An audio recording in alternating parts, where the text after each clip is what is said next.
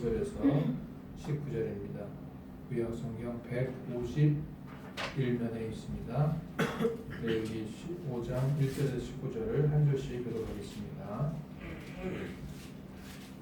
만일 누구든지 저주하는 소리를 듣고서도 증인이 되어 그가 본 것이나 알고 있는 것을 알리지 아니하면 그는 자기의 죄를 져야 할 것이요 그 허물이 그에게로 돌아갈 것이며 만일 누구든지 부정한 것을 그 부정한 들짐승의 사체나 부정한 가축의 시체나 부정한 곤충의 사체를 만졌으면 부지 중이라도 부지라도 그 몸이 더러워져서 허물이 있을 것이요 만일 부지 중에 어떤 사람의 부정에 닿았는데 그 사람의 부정이 어떠한 부정이든지 그것을 깨달았을 때에는 허물이 있을 것이요 만일 누구든지 입술로 맹세하여 악한 일이든지 선한 일이든지 하리라고 함부로 말하면 그 사람이 함부로 말하여 맹세한 것이 무엇이든지 그가 깨닫지 못하다가 그것을 깨닫게 되었을 때에는 중 하나의 그에게 허물이 있을 것이니 이 중 하나의 허물이 있을 때에는 아무 일에 잘못하였노라 자복하고 그 잘못으로 말미암아 여호와께 속죄제를 드려야 되며 때에 양껏 어린 양이나 형제를 보다가 속죄제를 드릴 것이요 제사장 그의 허물을 위하여 속죄할지니라. 만일 그의 힘이 어린 양을 바치는 데 미치지 못하면 그가 지은 죄를 속죄하기 위하여 산비둘기 2마리나 집비둘기 새끼 2마리를 여호와께로 가져가되 하나는 속죄 제물을 삼고 하나는 번제물을 삼아 제사장에게로 가져갈 것이요 제사장은 그 속죄제 먼저 드리되 그 머리를 여기 빗으로 끄고 몸과 다 속죄지 말며 그 속죄 제물의 피를 제단 곁에 뿌리고 그 남은 피는 제단 밑에 흘릴지니 이는 속죄제요 그 사람도 속죄제로 번제를 드리지니 제사장이 그의 잘못을 위하여 속죄할 그가 사함을 받으리라. 만일 그의 손이 산비둘기 2마리나 집비둘기 2마리에도 미치지 못하면 그의 범죄로 말미암아 고운 가루 10분의 1 에바를 예물로 가져가되 속죄 제물로 드리되 이는 속죄제인즉 그 위에 기름을 붓지 말며 위향을 놓지 말고 그것을 제사장이 이대로 가져올 것이요 제사장은 그것을 기름으로 가져다가 제단 위 여호와의 번제물 위에도 불사르시니 이는 속죄제니라. 제사장이 그가 이 중에서 하나를 범하여 얻은 허물을 위하여 속죄한즉 그가 사함을 받으리라.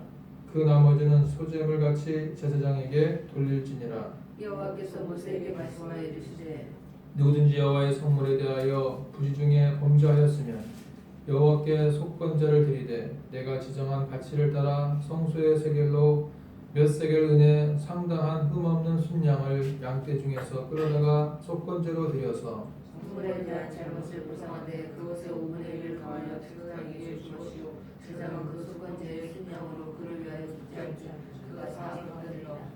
만일 누구든지 여호와의 계명 중 하나를 부지 중에 범하여도 허물이라 벌을 당할 것이니 그는 내가 지정한 가치대로 양떼 중 흠없는 순양을 속건제물로 제사장에게로 가져갈 것이요 제사장은 그가 부지 중에 범죄하는 것을 속죄한즉 그가 사함을 받으리라. 다 같이 읽겠습니다. 이는 속건제니 그가 여호와 앞에 참으로 잘못을 저질렀음이니라. 아멘. 우리가 창세기부터 레위기까지 보고 있는데 창세기는 족장 아브라함, 이삭, 야곱, 요셉 족장들의 이야기가 나왔고 출애굽기에서는 모세를 통해서 출애굽하는 여정들을 소개했습니다. 자, 이제 레위기는 제사에 대한 법을 소개하고 있는데 이스라엘 백성들이 광야에서 성막을 만들었습니다. 레위기, 창세기, 출애굽기 25장부터 40장까지 보게 되면 성막에 대한 말씀이 나오죠. 그 성막에 대한 그 내용들이 나오는데 어떻게 지었는가, 누가 지었는가를 말씀하고 이제 레위기에 들어서서 또 어떠한 제사를 드릴 것인가에 대해서 레위기는 우리에게 소개하고 있습니다.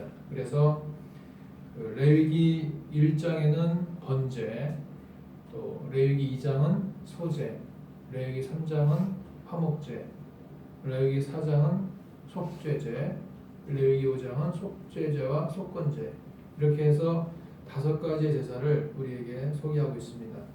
오늘은 이제 그 가운데에서 5장에 나와 있는 속죄제와 속건제에 대해서 같이 생각을 해보겠습니다.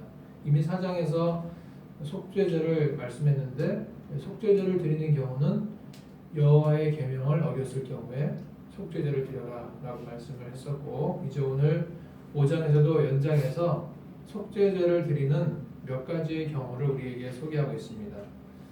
자, 우리가 1장부터 5장까지를 이제 5가지의 제사의 종류를 이렇게 소개하고 있는데 이 5가지 제사가 목적에 따라 분류를 하는 거죠. 목적에 따라서. 그래서 이 5가지 제사는 번제라고 하는 것은 가축을 제외한 제물 전체를 불로 태워 드리는 것을 말하죠. 그리고 생명 있는 것으로 자신의 생명을 대속한다는 의미가 있습니다. 소제는 피가 없는 유일한 제사로서 곡식가루를 기름과 유향 등과 섞어서 불사르는 것이 소제입니다. 이것은 바로 제사를 하나님께 바치는 헌신을 의미합니다. 또 화목제는 기름, 간, 콩팥 등만 불사르고 나머지는 제사장과 제물을 바치는 자가 먹는 것입니다. 그래서 이것은 감사한 일이 있을 때에 드리고 또는 이웃과 나누어 먹게 하시는 그런 화목의 뜻이 담겨져 있습니다. 자, 속죄제는 이제 오늘 같이 생각해 볼 내용인데 제물에 안수하고 제사장이 제물의 피를 제단에 뿌리고요. 또 제사장, 족장, 평민 등 신분과 지위에 따라 제물의 종류가 다르다는 것을 알 수가 있습니다. 그리고 이것은 하나님과의 관계가 재정립되는 것을 의미합니다. 자, 그리고 속건제는 하나님의 것이나 이웃의 것에 해를 가했을 때 5분의 1을 더해서 하나님께 바치거나 이웃에게 보상하고 바치는 것을 말합니다. 이것은 바로 공동체가 회복되는 것을 의미합니다. 이렇게 5가지 제사가 있는데 이제 오늘 5장에서는 4장에 이어서 속죄제를 드리는 경우를 또 4가지를 말씀합니다. 자, 첫 번째는 어떤 경우냐 하면 1절에 있는 내용, 자, 여기 PPT에 있는 것을 한번 읽어볼까요? 시작. 저주하는 소리를 듣고서 증인이 되어 그가 본 것이나 알고 있는 것을 알리지 아니하면. 여러분, 저주라는 말은 좋은 말은 아니죠. 저주, 누구를 저주한다, 이것은 좋은 말은 아니에요. 엘리사가 엘리야로부터 갑절 영감을 받고 가고 있는데 꼬마 애들이 와서 대머리야 올라가라, 대머리야 올라가라 라고 그렇게 저주했어요. 좀 엘리사가 대머리였나 봐. 그래서 그런 저주를 듣자 바로 하나님이 암콤을 불러다가 그 어린아이들을 찢게 합니다. 저주는 그리 좋은 것이 아니에요. 다윗이 아들 압살롬에게 쫓겨서 어디론가 멀리 도망가고 있는데 시므이라는 사람이 와서 얘기하죠. 비루한 자여 떠나가라, 비루한 자여 도망가라, 비루한 자여 가거라, 피 흘린 자여 가거라 하면서 이 시므이라는 사람이 다윗을 저주합니다. 나중에 다윗이 왕권을 회복한 다음에 시므이를 불러다 놓고서 내가 네 목숨은 살려주지만 너는 이제 죽을 때까지 늘 평안한 삶이 되지 못할 것이다 라고 그렇게 말을 하죠. 저주가 그렇게 좋은 것이 아닙니다. 그래서 저주하는 소리를 듣고서 증인이 되어서 그가 본 것이나 알고 있는 것을 알리지 않는 것이 바로 죄라 했어요. 저주를 듣고서 그 저주 내용을 알리지 않는 것, 이것이 바로 알리지 않는 죄에 속하는 것입니다. 그러니까 이 당시에는 누가 누군가를 저주하면 그 저주한 내용을 알려야 되는 거예요. 알려야 할 의무가 있다는 거죠. 그러니까 우리는 함부로 저주해서도 안 되지만 또 저주를 말을 듣게 되면은 쉬쉬하지 말고 알려야 되는 거예요. 그래서 알리지 않는 죄를 지었을 때에는 바로 속죄제를 드려야 된다라는 거죠. 알리지 않는 죄. 무덤까지 가지고 갈 비밀은 없어요. 모든 건 다 드러납니다. 저주도 다 결국은 알게 되는데 알리지 않는 죄가 바로 속죄제를 드리는 죄에 해당하는 거죠. 자, 2절에서는 무엇을 말씀하냐 하면 부정한 것들을 만지는 경우, 부정한 사체, 부정한 시체, 가축의 시체, 곤충의 시체, 짐승의 시체, 그것도 부정한 짐승의 시체, 부정한 가축의 시체, 부정한 곤충의 시체, 이 부정한 것을 만지면 이것도 바로 속죄제를 드릴 경우가 되는 거죠. 또 3절에 부정한 것에 닿았는데 몰랐다가 나중에 알게 될 경우, 그러니까 부정한 시체, 부정한 곤충의 시체, 부정한 짐승의 시체, 부정한 가축의 시체를 다 모르고 닿았는데 나중에 알게 됐어. 막 그 죽은 진해 같은 거를 모르고 닿았는데 나중에 알게 됐어. 여기 진해가 닿았네. 아유 끔찍해라. 하면서 이제 나중에 알게 되면 이것도 나중에 속죄제를 드려야 된다는 거죠. 레위기 11장에 보면 부정한 짐승을 쭉 열거합니다. 뭐 돼지부터 해서 여러 가지 곤충, 짐승들의 부정한 짐승들을 쭉 열거를 하는데 그 부정한 것을 이제 피부에 닿게 되면 바로 속죄제를 드려야 된다는 거죠. 지금 우리가 이 코로나 때문에 부정한 이 코로나의 바이러스가 우리에게 닿지 않도록 마스크를 쓰고 소셜 디스턴스, 이 사회적 거리를 두면서 우리는 서로 조심을 하잖아요. 부정한 것이 닿으면 안 되는 거예요. 이 코로나 바이러스가 우리 몸에 닿지 않게 해야 되는 거죠. 부정한 것을 닿으면 구약 시대에는 바로 속죄제를 드렸다는 거죠. 또 네 번째 4절에는 뭐라고 되어 있습니까? 입술로 맹세하고 나중에 깨닫게 될 경우. 자, 입술로 맹세할 경우도 뭐가 있냐면 내가 이런 것을 하겠다라고 선한 것을 맹세할 경우가 있고 내가 이러한 악한 짓을 해보겠다라고 아주 나쁜 짓을 하겠노라고 맹세하는 경우가 있어요. 그 녀석 내가 가만두지 않을 거야 라고 악한 말로 맹세하는 경우, 나는 선한 사업을 반드시 할 거야, 뭐 좋은 건물을 지어서 뭐 무슨 일을 이렇게 막 맹세만 하고 나서 나중에 그것이 내가 맹세만 했구나라고 깨닫게 되는 경우, 말만 했구나라고 깨닫게 됐을 경우에는 그때도 속죄제를 드려야 된다는 거죠. 이렇게 네 가지의 경우가 있는데, 자 이제 속죄제를 드리는 제물이 소개됩니다. 6절부터 11절에는 자 어떠한 제물을 드리느냐. 6절 보게 되면 암컷 어린 양 또는 염소를 드린다라고 말씀하고요. 7절에는 산비둘기 2마리나 집비둘기 새끼 2마리를 드려야 된다라고 말씀을 해요. 또 11절에는 고운 가루 10분의 1 에바를 드려야 된다라고 말씀합니다.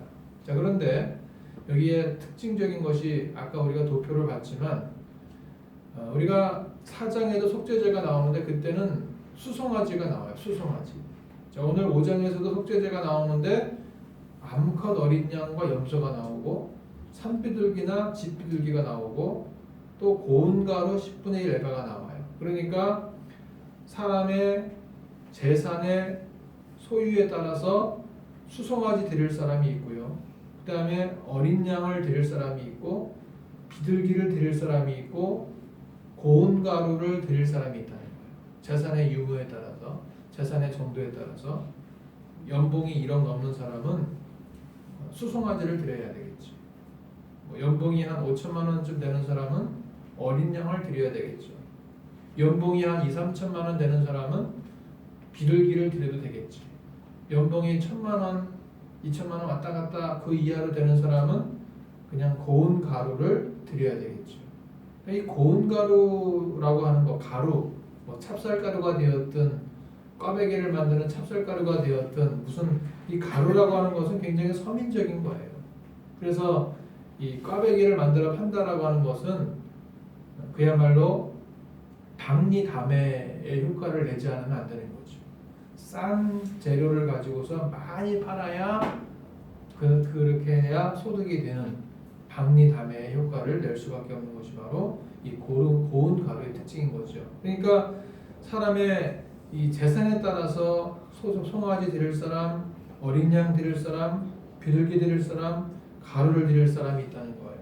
이 가루를 가지고 뭐 한다는 것은 서민적인 굉장히 아주 소상공인들, 저자본으로 뭔가 이득을 창출하고자 하는 그러한 사람이 이제 이 가루를 많이 사용하기도 하죠. 뭐 떡볶이, 또 무슨 핫도그, 뭐 튀김, 무슨 뭐 꽈배기 이런 종류들은 사실 가루를 가지고 장사하는 거잖아요. 그러니까 굉장히 서민적인 사람들이 바로 이 가루를 사용했고 옛날 구약 시대에도 바로 가장 어려운 사람들은 이 가루를 가지고서 제사를 드렸다는 거죠. 그런데 사실은 하나님은 송아지를 드린 사람이라고 해서 기쁘게 받으시는 것은 아니에요. 또 어린 양을 드린 사람에 대해서 그래 너는 한 2등 정도 됐다 말씀하지 않고 산비둘기 드렸다고 해서 너는 뭐 한 3위쯤 되는구나 재산이 그렇게 생각하지 않는다는 거죠. 뭐 고운 가루 드렸다고 해서 너는 네 번째에 아주 하층민이다라고 생각하지 않는다는 거예요. 예수님은 과부의 2렙돈 보통 한 1, 2천 원밖에 안 되는 거 그 드린 그 과부의 2렙돈도 가장 많이 드렸다라고 생각을 하셨어요. 그리고 그렇게 말씀하셨고 동전을 떨어뜨려서 금화를 떨어뜨린 부자가 드린 것에 대해서 많이 드렸다라고 말씀하지 않았어요. 과부의 2렙돈을 가장 많이 드렸다. 가장 어려운 중에 가장 자기의 재산 전부를 드렸다라고 예수께서 칭찬하시는 것을 볼 수가 있습니다. 그러니까 수송아지가 드렸든 어린 양을 드렸든 비둘기를 드렸든 가루를 드렸든 하나님은 모든 제사를 받으시는 거예요. 그런데 예를 들어서 송아지를 드릴 사람이 가루를 드렸다? 하나님께서 별로 기뻐하지 않겠죠. 송아지를 드릴 수 있는 사람이 비둘기만 드렸다? 기뻐하지 않아요. 자신의 재산에 따라서 맞게 드리고 하나님은 모든 제사를 다 형편에 따라 받아주신다는 겁니다. 자, 그리고 이제 속건제를 드리는 경우가 오늘 15절부터 나오죠. 14절부터 19절까지. 이 속건제를 드리는 경우는 두 가지가 있어요. 자, 15절에는 뭐라고 되어 있습니까? 15절 PPT 읽어볼까요? 시작. 여호와의 성물에 대하여 부중에 범죄한 경우 여호와의 성물이 뭡니까? 하나님의 성전에서 드려지는 여러 가지 뭐 금잔대, 물두멍, 번제단 그리고 또 언약궤 이런 것들이 바로 여호와의 성물인데 그 성물에 대하여 지나가다가 툭 건드렸는데 떨어져서 깨졌어. 그러면 그거를 보상해 줘야 돼. 그러면 어떻게 되느냐? 5분의 1. 5분의 1이면 몇 퍼센트예요? 20%. 그러니까 100만 원짜리면 20만 원을 더 보태서 그거를 바로 여호와께 드려야 되는 거예요. 1000만 원짜리면 200만 원을 더 얹어서 그거를 그대로 보상을 원상복귀시키면서 여호와께 드려야 되는 거죠. 그리고 또 이제 17절 보게 되면은 여호와의 계명 중 하나를 부지 중에 범하여도 하나님 말씀 가운데 자기가 모르고서 하나님 말씀을 어긴 경우가 있어. 부지 중에 모르는 가운데 나도 모르게 갑자기 하나님 뜻을 어긴 경우가 있어. 그때에도 속건제를 드리라라고 말씀을 하고 있어요. 자, 그런데 이제 우리가 결론적으로 오늘 이 속죄제나 속건제나 오늘의 결론은 무엇이냐면 우리가 송아지를 드렸던 비둘기를 드렸던 어린 양을 드렸던 고운 가루를 드렸든지 이것은 다 오늘날 신약 시대에는 예수 그리스도의 대속의 죽으심과 이 모든 것이 비교하여 견주어 볼 수가 있는데요. 구약 시대에는 짐승을 드렸다면 오늘날 신약 시대에는 바로 예수 그리스도의 십자가의 대속의 죽으심을 통해서 예수님의 피 흘리심을 통해서 우리의 모든 죄가 다 대속받았다는 거죠. 그러니까 우리는 오늘날 너무나 감사하고 너무나 평안한 너무나 우리는 아주 부담 없이 쉽게 예배를 드릴 수 있는 시대에 살고 있다는 거예요. 옛날에 구약 시대에 예배 드릴 때에는 제사 드릴 때에는 짐승을 끌고 와야 돼. 소가 죽으려고 막 오겠어? 안 가. 옛날에 개, 강아지 잡으려고 막 끌고 오면 개들이 자기 죽는 줄 알고 안 따라와. 막 억지로 따라왔다고. 그래서 끌고 온다 그래. 끌고 온다고. 송아지, 소, 강아지, 뭐 개들 자기가 죽는 줄 알면은 안 오려고 그래요. 막 끌고 오는 거야 억지로. 끌고 와야 되고 목을 비틀어야 되고 피를 또 받아야 되고 뿌려야 되고 이게 엄청 복잡해요. 구약 시대에는. 근데 신약 시대에는 예수께서 2000년 전에 우리의 죄를 위해서 십자가의 대속의 죽으심을 죽어주셨기 때문에 우리는 예수님의 그 대속의 죽으심과 피 흘리심의 그 은혜로 말미암아 우리는 너무나 이렇게 평안하고 감사하게 예배를 드릴 수가 있다는 거예요. 그러므로 우리는 날마다 은혜의 보좌 앞에 예수님의 보혈의 공로를 의지하여 담대하게 나아갈 수가 있다는 거예요. 히브리서 4장 16절이 그것을 말씀합니다. 너희는 은혜의 보좌 앞에 담대히 나아갈지니라. 여러분 날마다 하나님의 은혜의 보좌 앞에 매일 밤 9시에 수요일 날은 7시 반에 주일은 11시에 오후 2시에 은혜의 보좌 앞에 담대히 나아가셔서 말씀을 보시고 은혜를 받으시고 영적으로 체험 받으셔서 여러분 날마다 하나님과 교통하고 교제하면서 살아갈 때 우리의 영혼이 살고 우리의 인생이 하나님 앞에 복받은 인생이 될 줄 믿습니다. 기도하겠습니다. 하나님 아버지 속죄제와 속건제의 제사를 보면서 우리를 위해서 대속의 죽음을 죽으신 예수 그리스도의 보혈의 피와 공로를 의지하며 나아갑니다.